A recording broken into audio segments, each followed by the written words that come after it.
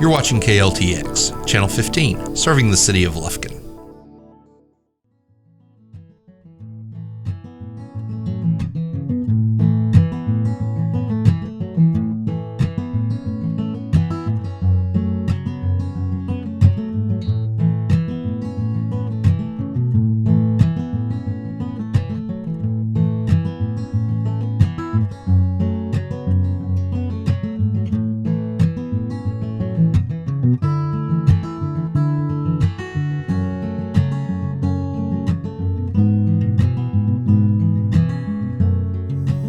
Everyone, welcome to the August edition of Forest Country Gardening. My name is Elaine Cameron and I'm an Angelina County Master Gardener. We are at the home of Honorary Master Gardener Joe Pase. Joe retired from the Texas A&M Forest Service after 40 years of service. He is an entomologist and his responsibilities encompass forest health. Angelina Master Gardeners welcomed Joe as an honorary Master Gardener recently because he has helped us with programs and is our good friend. Welcome, Joe. Hey, Elaine, good to be here. Thank you. Glad we're here today. Today, we're going to discuss the importance of identifying the trees and plants in your landscape. Joe has identified a few dozen native plants and adapted trees and invited us over to show us what to look for. Ready to get started, Joe? Let's do it. I'm honored that you're here. It'd be fun. And you know, I have wanted to learn more about identifying trees. And tell us about how you learned about trees. Okay, I'm a forester by schooling at Stephen F. Austin. And one of the classes we had to take was dendrology, which is tree ID, tree identification. And I didn't know much about trees, as what was what at all. And after that class, when I was out in the woods, I felt like I was with friends because most every tree I saw, I knew it by name. Isn't that neat? So it was kind of a neat deal. Even driving down the highway, I could, say, hey, look at that, there's a black cherry or whatever it is. But that was kind of neat. Yeah. That's cool. That's cool. Well, tell us about this tree right here. Okay, this right here is interesting. It's a native plant, evergreen, called rusty blackhaw. And the Latin name for this is kind of interesting. It's a viburnum, and the species name is rufidulum. Kind of a funny word, but they have green berries in the late summer and then they'll turn kind of a dark purplish blue in the fall. Birds like them. It's got a waxy, real pretty leaf, but as far as tree ID goes, there's probably three things you can use for identification. Leaves, bark, and twigs, and maybe four, fruit. Bark is not real easy because some are very similar. Twigs are difficult because you got to have hand lens and look at bundle scars and leaf scars and all this kind of stuff. But the leaves are the easiest one for people to look at and associate with a particular tree. Right. And the qualities, like these are opposite, right? These are opposite, because yes. And right there. Yeah, I mentioned that. The leaf arrangement on plants and trees in general basically is two. Alternate, where the leaves come out alternating up and down the stem, or opposite, where they come out side by side. And viburnum, and there's not very many that are side by side. Dogwood and viburnum are two probably common examples, but these come out side by side, so they're opposite leaves. And then the other thing you look for, the leaf shape. The shape and the margins. This one has a serrated or toothed margin on it, and sometimes you'll have real fine serrations, sometimes more coarse, but there's many things you can look at on that leaf that will help you identify the tree. And whether it's shiny or dull. Yeah, shiny or dull, green, veins. evergreen, the veins, yeah, there's just every little thing about them. So, and there's also these leaves, this is one leaf here, but there's also compound leaves where you'll have what look like several leaves, but that congregation of 6 or 8 leaves is actually one leaf. And we'll talk about that with ash in a minute. Sure. Yeah. Now this has little brown spots, and I bring that up only because we have gardeners, and if they have a leaf that's imperfect, they get all upset. Yeah, okay. But actually, with native trees, not to worry. Not to really worry. That's probably a little fungus that causes a leaf spot. Leaf spots are common, and we've had a real wet spring, and kind of cool, generally speaking. Not cool weather-wise, but that's real favorable for leaf spot development. So you'll find a lot of them around. But basically, that is nothing that's going to harm the plant. It's not hurting the tree. Not hurt at all. Don't need to worry, run, get spray or anything. Yeah, just relax. Yeah, just relax. Right. Okay. Yeah. So what's our next tree? Okay, next one here is this guy. which is redbud, another native tree to our part of the world. Love red buds. But red buds are kind of neat and people like them because in the early spring they have these kind of reddish pink flowers that come out before the leaves, and they have a nice heart-shaped leaf. If we can pull this down here a little bit. And they also, it's a legume, so they make a seed pod, and those, I didn't see any on here. There's one right up there. Yeah, it's hard to see it way up there, but again, it's a simple leaf that just, this is the leaf. The whole thing is the leaf, and it has a smooth edge. There's no serrations on it, and it's not evergreen. These fall off in the winter, and but people like them in the yards because they have the pretty flowers in the early spring. And these are an example of an alternate leaf. Yes, right. These are alternate. And you can even look at the branching pattern. They don't come out side by side. They alternate as they go up the stem. Right. Yeah. And the interesting thing about when they bloom, the blooms come along the stems. It's coming on the stem. Yes, yes. And it's a different way of blooming. Yeah, yeah. But it's a good sign of spring, and yes, I just love it when the red buds. Red buds and dogwoods are always a nice thing for spring. Right. And what are we looking at? Okay, next? all the other things we have here. This is a large tree. This is an elm, native to East Texas. I can't even reach the branches. It's because it's got a small leaf. We can see some others that are not so big, but where you can look at the leaf. It's a simple leaf. Just one leaf makes up the whole leaf. They got serrated edges. Leaves, of course, fall off in the fall, but they make a nice shade tree in your yard. It's a native plant. Don't really have any significant problems here. People think when they hear about elm trees, they may think about Dutch elm disease. Right. Dutch elm disease is present in Angelina County, but it's basically a no issue disease. Okay. Some of the elms will get it, and they will maybe die back slowly over a period of years. But for the most part, it's not significant here. Okay. But it does occur. It does occur. Right. Yeah. What color do they turn in the fall? Elms? They'll get a nice yellow. They're not real vivid like you think of maple or something like that, but it's mostly yellow Gives you a nice before color. they drop. Yeah. So another good reason to put it in your yard. That's right, exactly. That's right. And right behind you here, Elaine, this big tree that you can't really see the top of is, in East Texas, they're commonly called pin oaks. Water oak is another maybe more proper name, a native oak, and then we've got many oaks that occur here in our part of the world. East Texas is a very diverse area for plants, and it's kind of interesting.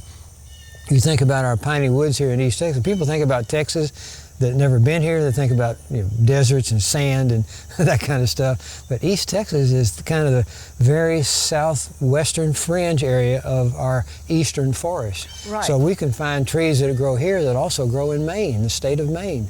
Right. So it's pretty neat. But water oak is a very common tree here in East Texas, and they'll get very large. A beautiful tree in your yard. They're kind of semi-evergreen. The leaves tend to persist in the fall, and sometimes it'll take a pretty hard freeze to knock them all off. And sometimes homeowners complain about them because the leaves are kind of waxy and they're hard to rake. Oh, okay. We always have something to complain about. Yeah, always something. Yeah. The other interesting thing about oaks, they help like 400 moths and butterflies to breed. They're the host plant. Host plant for many different insects, and then that takes a step further. In the springtime, when most of those occur on the trees, when the birds are nesting, that's a food source that they take to their young. So the trees and what lives in and on them is very important in our kind of web of life, if you will. Right. So for property owners in our area, when they're building a new home, it's really important to preserve those oaks if and you not can, take them lightly. And there is information on the Texas Aggie Horticulture site. There is a spot where you can go how to preserve trees during construction. So if you're building a place on a new lot and you have oaks, take a look at that. It will give you tips how you can work with your builder to keep the heavy equipment off the roots and keep those oaks, because they're really important trees. I shouldn't probably say this, but I was trying to do that when we built this house in 2000, and there were two large oak trees, one on that corner, one over on this corner, and they were close to the house. I said, we'll hope they make it. Right. Neither one of them did, but Right. it was because of root disturbance. Exactly. They lost most of their root system and they won't survive. With all that movement, and sometimes they'll live 3 or 4 years. Yeah, then sometimes they'll die out. Yeah, slowly decline, or they'll go out 2 summers later all at once. Yeah, Right, Yeah, right. yeah. So anything you can do to protect roots is going to be good. That's right. Okay, That's right. another tree, and I don't know if you'll be able to see it back here, is eastern red cedar. And real shaggy bark, but it's a conifer tree that has needles rather than leaves. Let's see if we can Now you can pull that one break down, this okay? off here so we can see it. Okay. Yeah, but eastern red cedar, Elaine, is a neat tree, native here, evergreen. Birds like some of that shaggy bark for nest material. There's a couple of diseases we'll get on this that are really not any significance. But they can cause attention because in the spring they'll have some bright orange spores on them that look like little orange powder. But eastern red cedar is a good tree. It's evergreen and nice one to have in your landscape. Love cedars. And you know, in old cemeteries, Yes. you find cedars because I believe it represented eternal life. Yes. And they would plant, if you go to old cemeteries, Yeah, many and times people you think see about the cedars of Lebanon mentioned in the Bible. Well, there you go. Yeah, so There they you like go. cedar, yeah.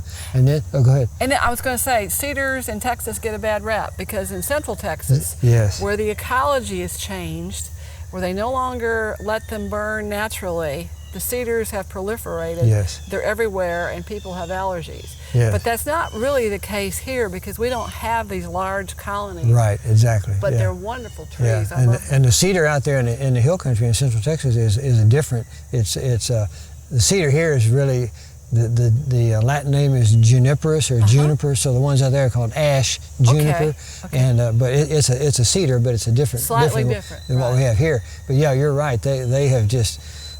You can hardly walk through some areas Right. because it's so thick. I'm glad we don't have that here. So if you have a cedar, don't take it out. Don't take it It's out. not responsible right. for all of that. Right.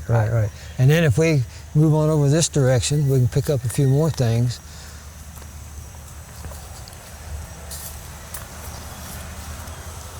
This one here is when we first found this lot available. There were 2 things on it that my wife fell in love with. This is one of them, called a fringe tree. The other one was dogwood. They are both native here. Fringe tree are they're also called Grancy graybeard. Yes. In the spring, they will have these real frilly little flower clusters that are white, creamy white, and then the leaves. But they're basically evergreen, and they're kind of opposite leaves. And I know you probably can't see that, but they're almost sub-opposite, but they basically opposite leaf arrangement. They are neat in the landscape, but you don't see that many of them around. Right. So I've got several here, and they bloom in the spring, and I'll see people walking by on the street to come in and look. Hey, what is that? Yeah.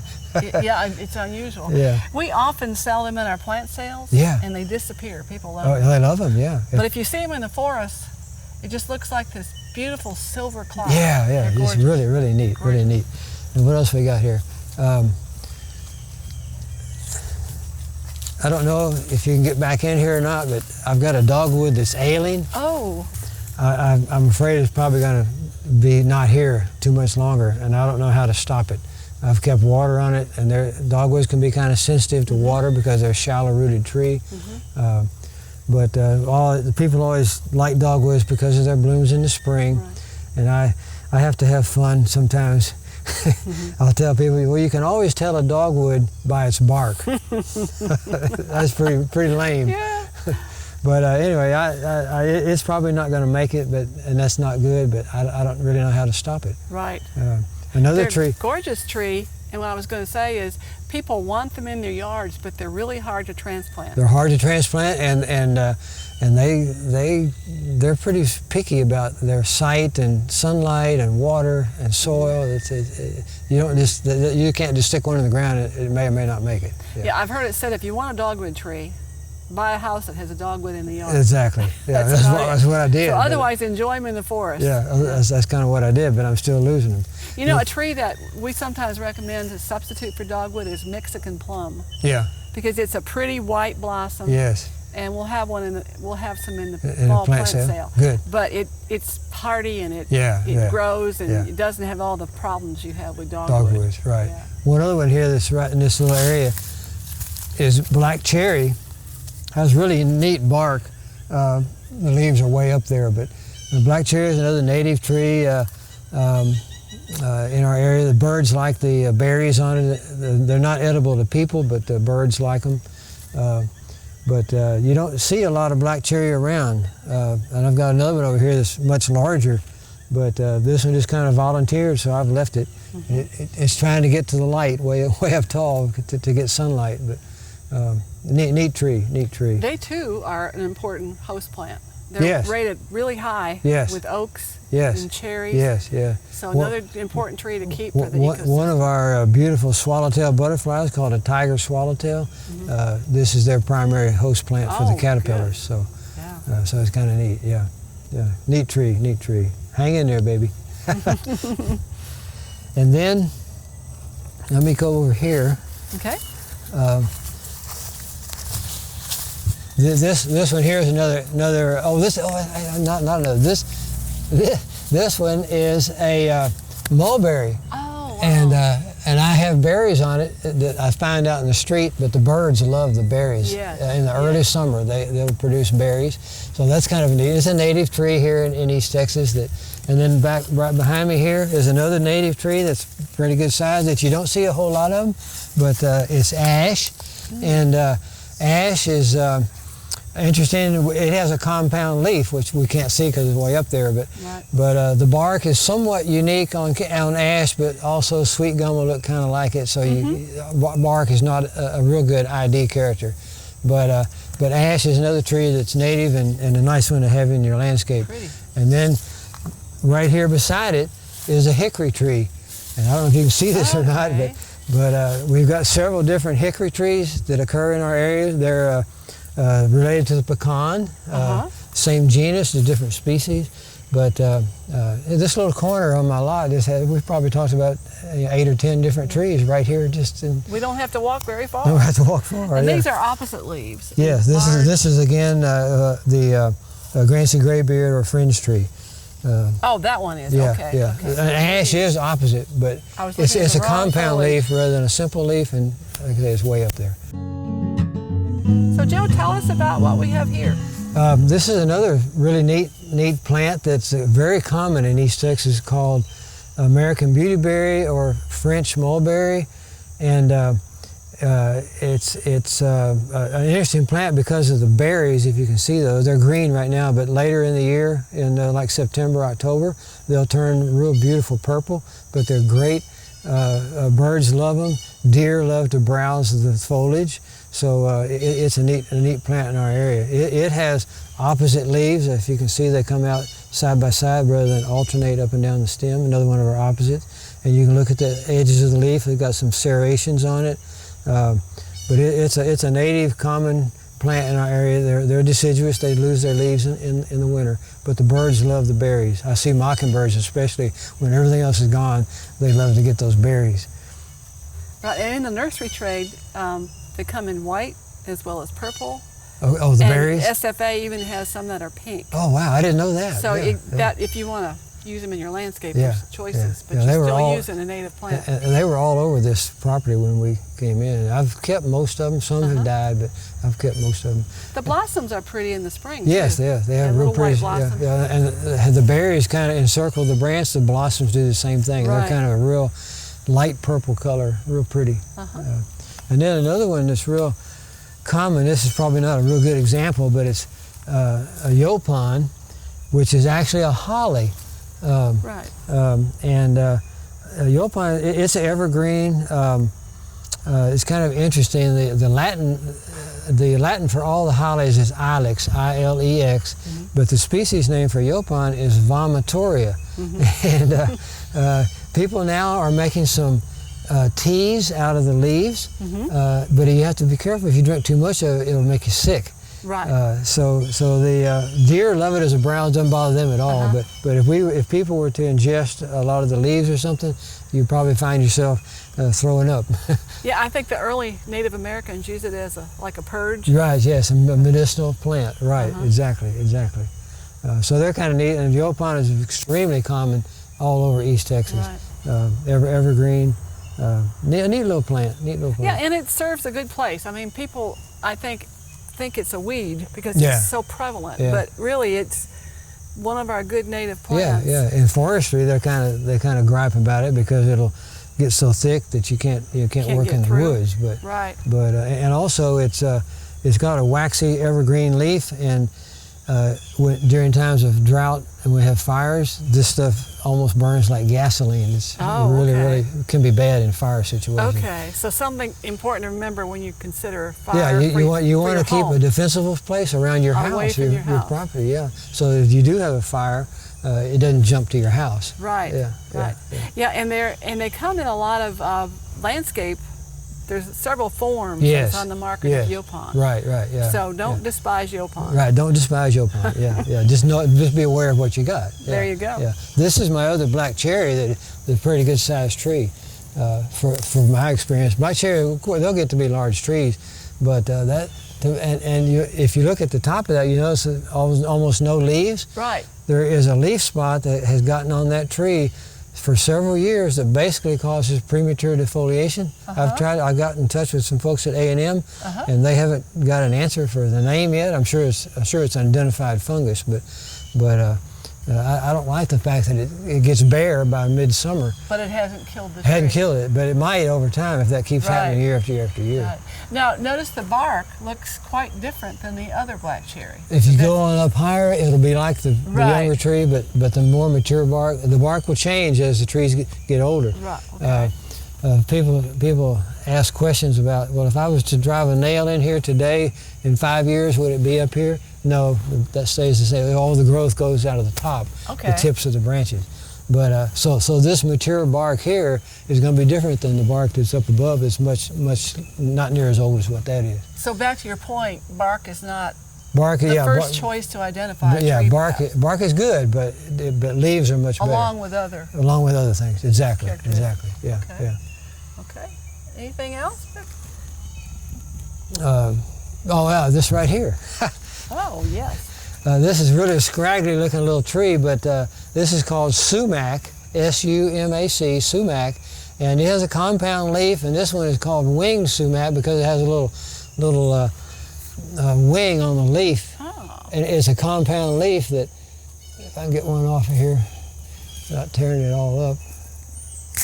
There you go. This, which looks like, a whole set of leaves, is actually one leaf. So that's a compound leaf. And you can see maybe along the main rib here, there's just a little bit of an appendage on there, like a wing. So that's why they call it winged sumac. Okay. But they will make some berry-looking stuff in the fall that birds like. And it's another native plant. It has interesting bark. It's got this kind of rough little lenticels is what that is on the bark, but neat little tree. You don't see those too often, but the roadsides and fence lines, because birds will drop the seeds in their droppings and then they'll sprout up. But Okay. The berries turn what color? that's kind of a rusty red color. Okay. Yeah, rusty red. They have some color to them, which is kind of nice. They don't tolerate dry very well. This one is hurting because of our. We've had some. 2011 was a bad year, if you remember that. Yes. And there's another sumac that people might confuse it with, poison sumac. Poison sumac, but poison sumac doesn't look much like this at all. Right. But yeah, the leaves on it are kind of like poison ivy. They have chemicals in them that react to the skin and can cause a rash and can be kind of uncomfortable. But it's not very common in East Texas. It occurs. Right. It grows in wet areas, I think. Wet areas more, yes. And yes. but the berries on this one are reddish, purple, rusty color. Rusty color. Rusty yeah, color. Yeah. And the one on poison sumac is white. White. As yes. are the berries on poison ivy. Ivy, yes. So I heard a little saying yesterday. It said, berries white, running fright. Okay, So that's a good way to that's good, remember. that's They're good. plants you don't want to touch. Exactly, Yeah. exactly, yeah. Well, I'll mention one other thing. This is not native here, but this is mimosa, which a lot of people like in the yards because they're kind of a major compound leaf that actually is doubly compound because this is all one leaf, but you see that even the little leaflets are divided again, so it's kind of an unusual plant for for our area because of the leaves. But people like them in the yard because they're pretty flowers. Butterflies like the flowers, but it's not native, so. But it's a good plant. It doesn't really cause much problem in the forest right here, yeah, does it? It's not considered invasive. Okay. But it grows where something else could grow that's native. So it does replace something somewhere along the line. We have one on the edge of our yard, and I love it. Yeah. Mark your calendar for these upcoming events.